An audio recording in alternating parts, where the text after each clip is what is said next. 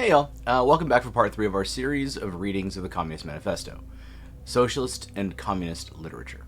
I want to thank you all for the kind words and feedback on the first couple of videos. I hope you enjoy part 3.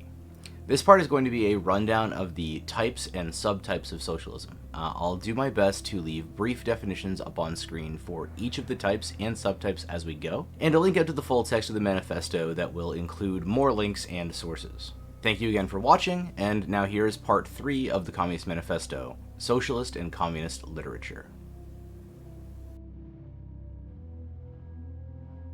The first type of socialism that we'll be looking at is reactionary socialism, which can be further broken down into 3 subtypes.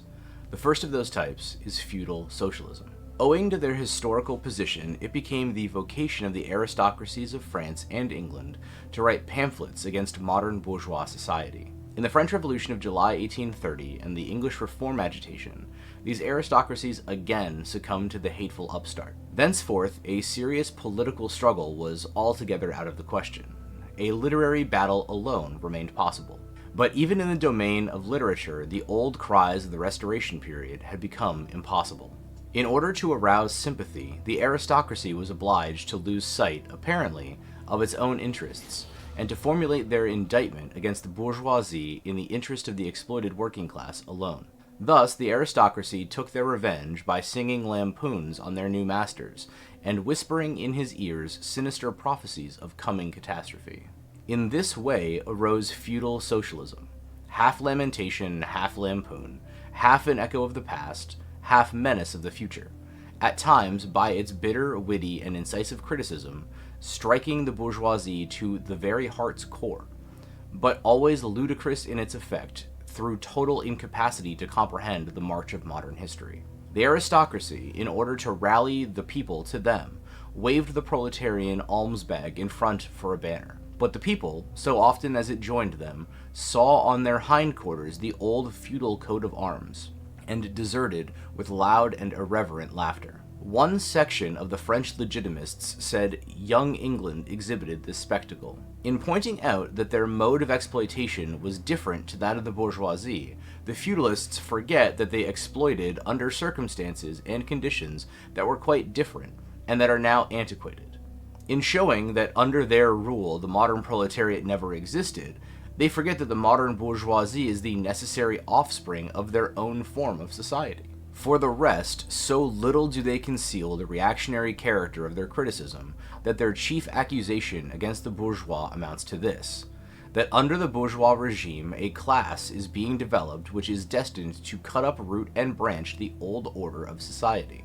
What they upbraid the bourgeoisie with is not so much that it creates a proletariat as that it creates a revolutionary proletariat. In political practice, therefore, they join in all coercive measures against the working class, and in all ordinary life, despite their highfalutin phrases, they stoop to pick up the golden apples dropped from the tree of industry, and to barter truth, love, and honor for traffic in wool, beetroot sugar, and potato spirits. As the parson has ever gone hand in hand with the landlord, so has clerical socialism with feudal socialism. Nothing is easier than to give Christian asceticism a socialist tinge.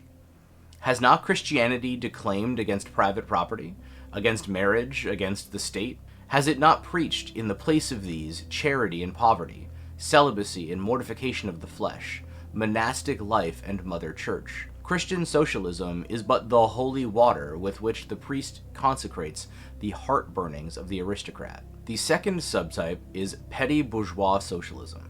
The feudal aristocracy was not the only class that was ruined by the bourgeoisie, not the only class whose conditions of existence pined and perished in the atmosphere of modern bourgeois society. The medieval burgesses and the small peasant proprietors were the precursors of the modern bourgeoisie. In those countries which are but little developed, industrially and commercially, these two classes still vegetate side by side with the rising bourgeoisie. In countries where modern civilization has become fully developed, a new class of petty bourgeois has been formed, fluctuating between proletariat and bourgeoisie, and ever renewing itself as supplementary part of the bourgeois society. The individual members of this class, however, are being constantly hurled down into the proletariat by the action of competition, And as modern industry develops, they even see the moment approaching when they will completely disappear as an independent section of modern society, to be replaced in manufactures, agriculture, and commerce by overlookers, bailiffs, and shopmen. In countries like France, where the peasants constitute far more than half the population, it was natural that writers who sided with the proletariat against the bourgeoisie should use in their criticism of the bourgeois regime the standard of the peasant and petty bourgeois, and from the standpoint of these intermediate classes, should take up the cudgels for the working class. Thus arose Petty-Bourgeois Socialism.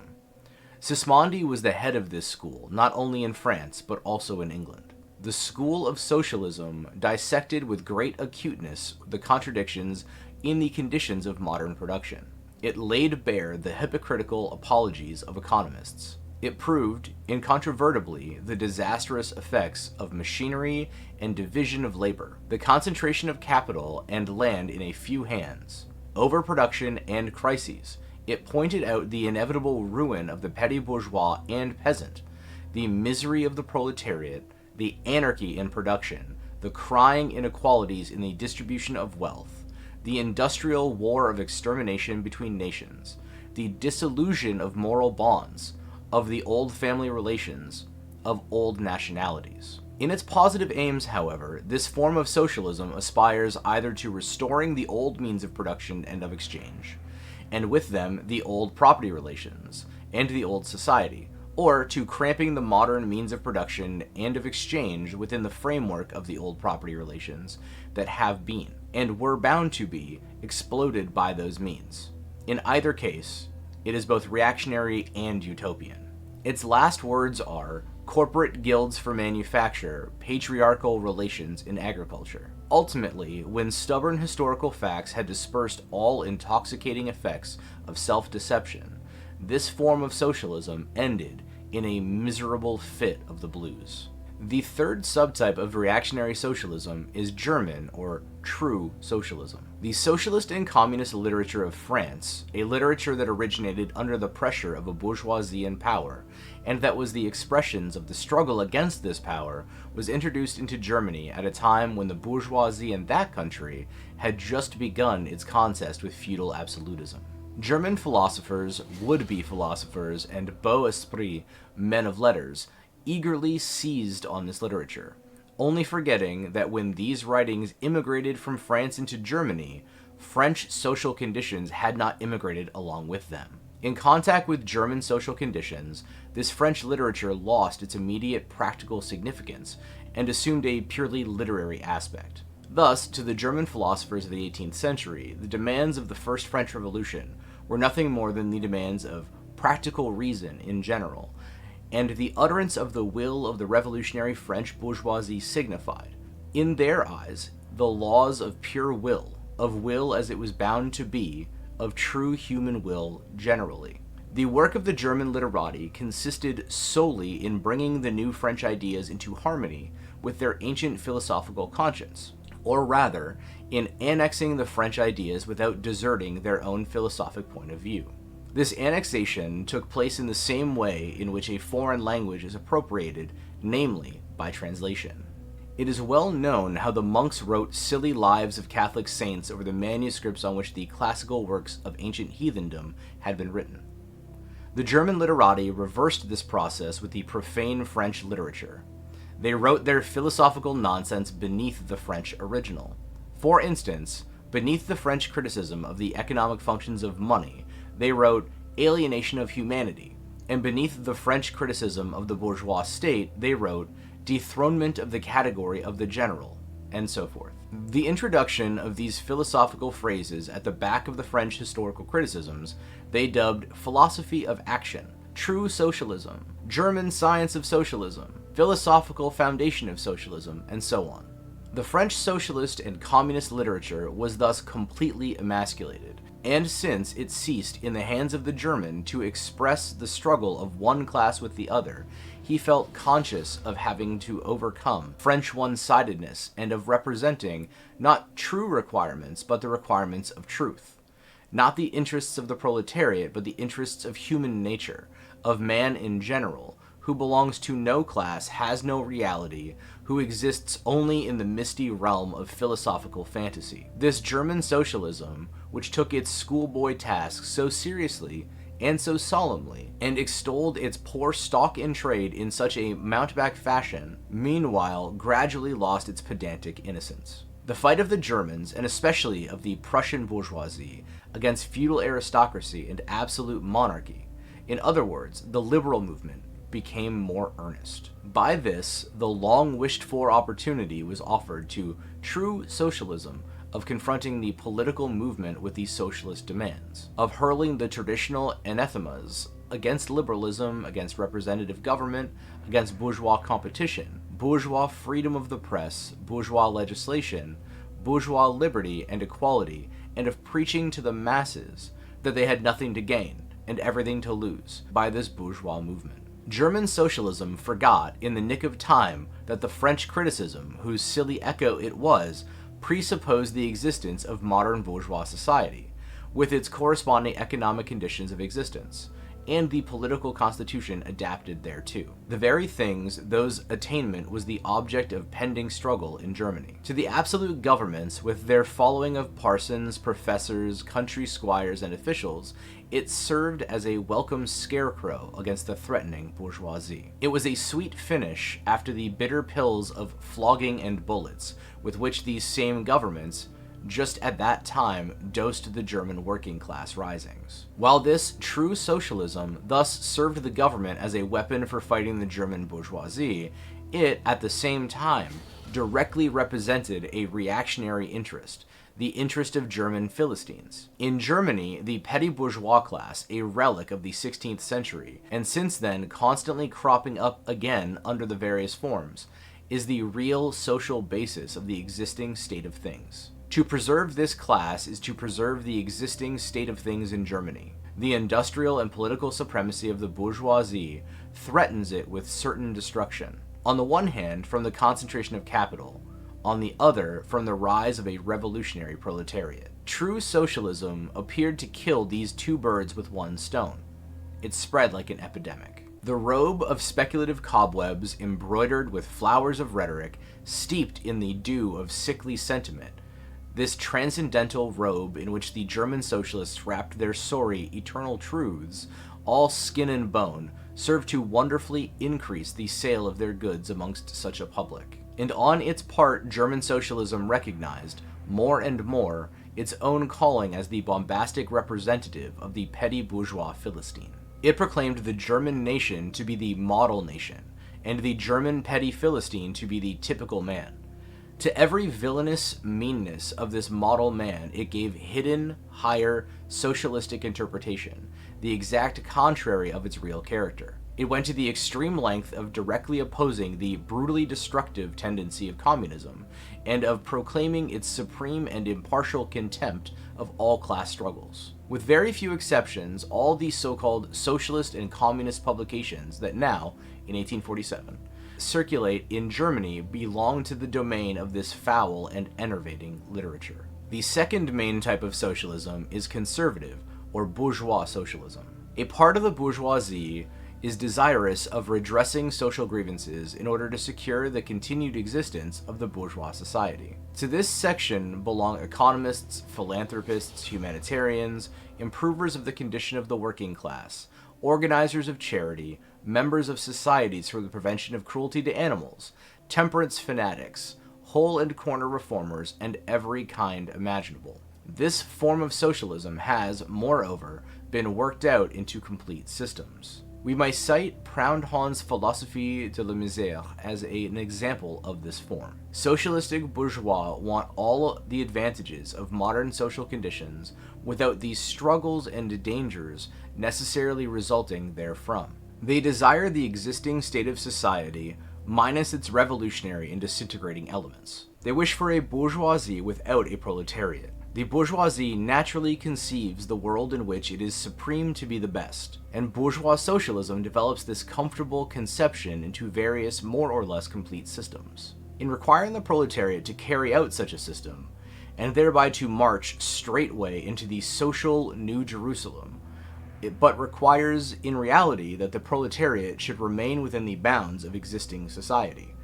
but should cast away all its hateful ideas concerning the bourgeoisie. A second and more practical but less systematic form of the socialism sought to depreciate every revolutionary movement in the eyes of the working class by showing that no mere political reform, but only a change in the material conditions of existence in economical relations could be of any advantage to them. By changes in the material conditions of existence, this form of socialism, however, by no means understands abolition of the bourgeois relations of production, an abolition that can be effected only by revolution, but administrative reforms based on the continued existence of these relations. Reforms, therefore, that in no respect affect the relations between capital and labor, but, at the best, lessen the cost and simplify the administrative work of bourgeois government. Bourgeois socialism attains adequate expression when, and only when, it becomes a mere figure of speech. Free trade,